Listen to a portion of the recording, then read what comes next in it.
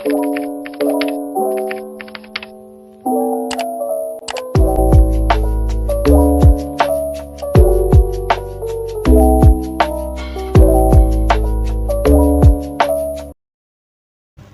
tunagrahita merupakan anak yang memiliki tingkat intelijensi yang berada di bawah rata-rata jika dibandingkan dengan anak normal, dan cenderung disertai dengan ketidakmampuan dalam beradaptasi dalam masa perkembangannya.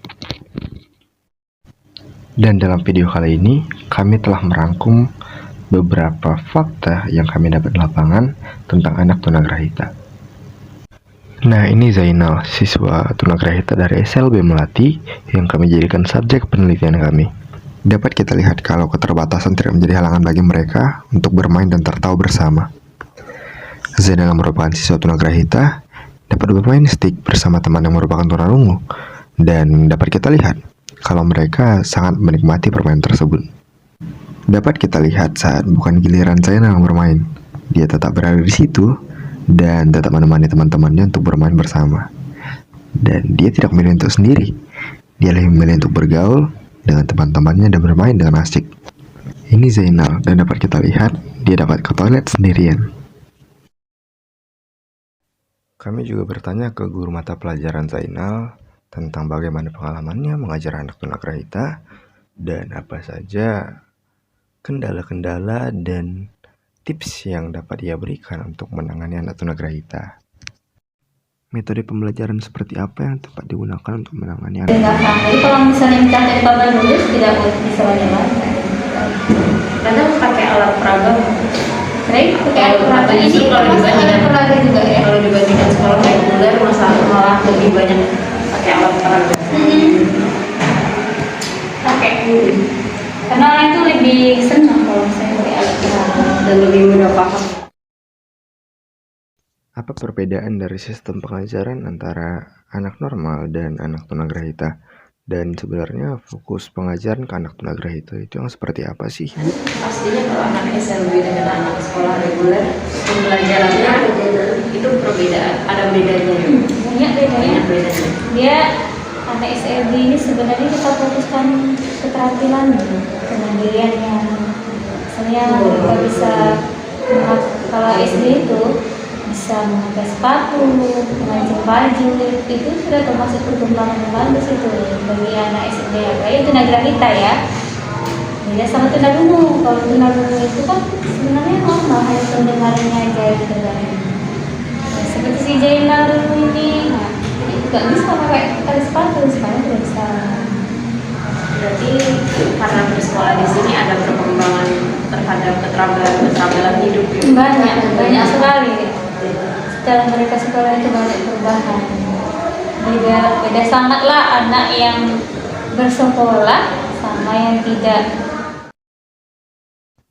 Bagaimana nih pendapat Ibu tentang anak tunagrahita yang disekolahkan di sekolah normal? Apakah hal tersebut efektif? Dan kalau tidak, sebutkan alasan ini. Saya kurang efektif karena anak berkebutuhan khusus itu ya sekolahnya khusus. Nanti yang kasihan anaknya, sampai dia dibully. Banyak loh di sini sama yang diregul.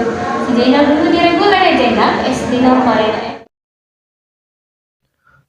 Dari pengalaman Ibu selama mengajar tunagrahita, menurut Ibu metode pembelajaran seperti apa sih yang paling efisien dan efektif untuk mendorong perkembangan anak tunagrahita agar mencapai perkembangan? Banyak menjelaskan, nanti diskusi ke depan.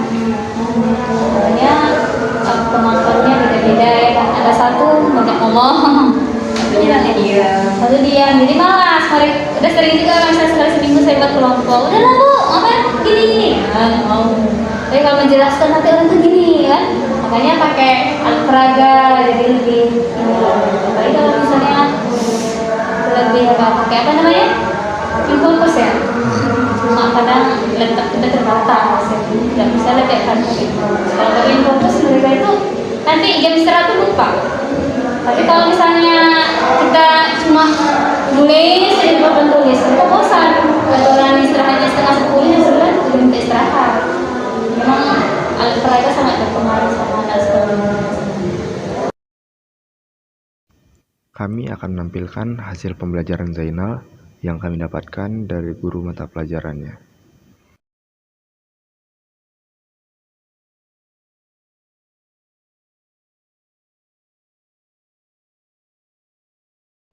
Dapat kita lihat dalam mata pelajaran pendidikan agama, Zainal mendapatkan predikat B dengan nilai 70 karena sudah mampu menghafal surah pendek, mampu menulis huruf Arab.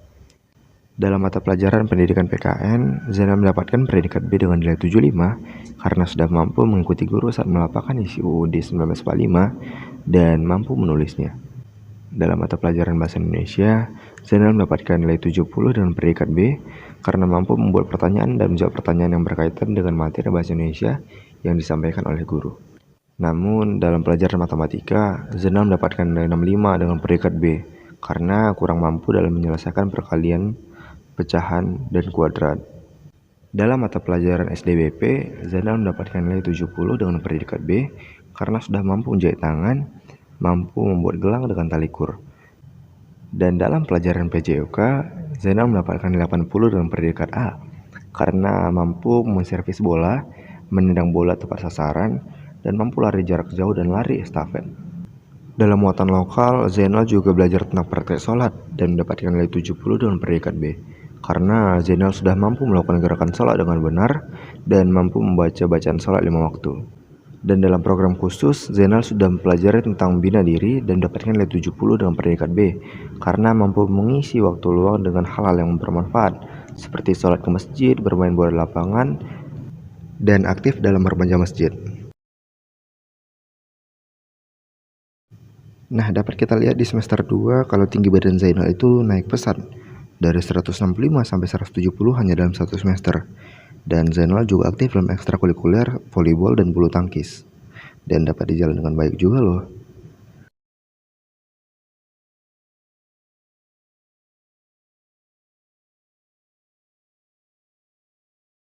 Dan Zainal juga mengalami sedikit gangguan dalam pendengarannya yaitu serumen, yakni gangguan pendengaran yang disebabkan oleh kotoran telinga. Kembali kita lihat hasil pembelajaran Zainal dalam pelajaran pendidikan agama. Zainal kembali mendapatkan predikat B dengan nilai 80. Zainal sudah mampu menghafal nama-nama malaikat, nama-nama nabi, dan mampu menulis kaligrafi.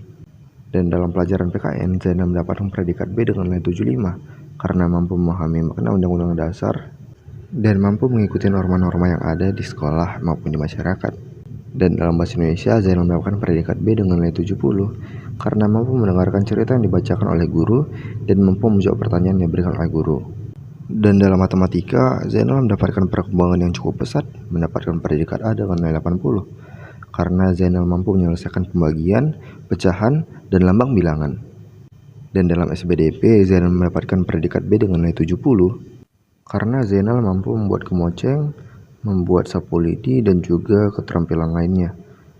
Dan dalam PJOK, Zainal mendapatkan predikat A dengan nilai 80 dan Zainal sangat bagus dalam melakukan gerakan lari, volleyball, dan juga tarik tambang.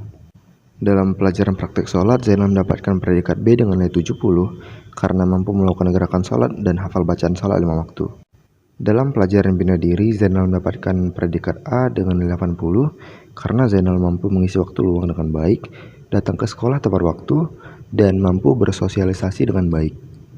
Di semester ini, Zainal sudah mampu membaca Iqra, mampu menukar uang, mampu menghasilkan hasil karya yang dibuat, melakukan gerakan lari dengan berbagai siswa dan lainnya. Perkembangan Zainal di sini cukup pesat dan Zainal juga aktif dalam ekstrakurikuler. Namun cukup disayangkan informasi yang kami berikan masih kurang karena orang tua Zainal kurang kooperatif dalam wawancara kami. Chat kami hanya dibalas dan kalau kami langsung ke rumahnya, kami takutnya malah akan menimbulkan kerusuhan yang lebih buruk lagi. Jadi kami tidak mewawancara orang tuanya. Kenali, dampingi, sayangi, rangkul ABK.